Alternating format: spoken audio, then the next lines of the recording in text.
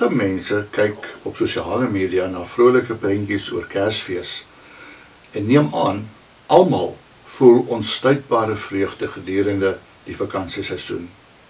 Dit is natuurlik ver verwyder van die waarheid. Baie mense is bang. Hulle is bang vir die toekoms.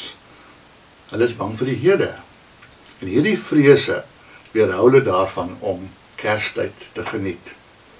Sielkundiges het al meer as 645 verskillende vrese geïdentifiseer wat mense kan ervaar. Vrees is 'n wêreldwye probleem en dit steel ons vreugde selfs in die Kerstyd. Maar hier is die goeie nuus. Jy het nie nodig om bang te wees nie. God is aan jou kant. Die herders by die eerste Kersfees het dit aan ons bewys. Die Bybel leer ons dat hulle net daarop gefokus het om hulle skape teen roofdiere te beskerm, toe die engele opgedaag het. Toe die engele egter hulle ligvertoning begin, het die herders hulle self boeglam geskrik. God het 'n boodskap deur daardie engele gestuur. Moenie bang wees nie. Kyk, ek bring vir julle 'n goeie boodskap wat vir die hele volk 'n bron van groot vreugde sal wees. Vandag is daar vir julle in die stad van Dawid as verlosser gebore Christus die Here. Lukas 2 vers 10 en 11. God sê vandag vir jou dieselfde ding. Jy hoef nie in vrees te lewe nie. God sê telke maal in die Bybel vir ons om nie bang te wees nie. Die herder se perspektief het onmiddellik verander deur die boodskap wat God met die engele vir hulle gestuur het. Ons lees in Lukas 2 vers 15 tot 16, nadat die engele van hulle af na die hemel weggegaan het, sê die skaapwagters vir mekaar, kom, ons gaan reguit na Bethlehem en gaan kyk na wat gebeur het en wat die Here aan ons bekend gemaak het.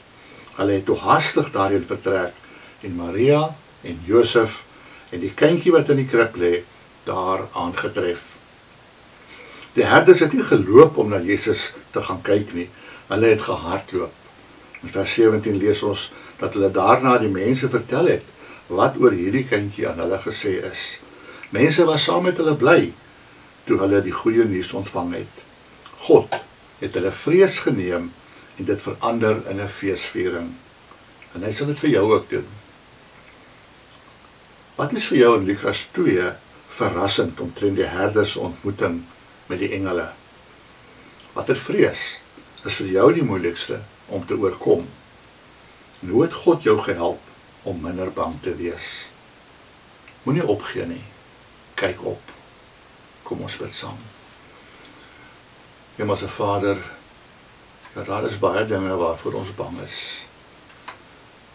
Baie keer onnodig, maar soms omdat dit werklik waar vir ons 'n ernstige bedreiging inhou.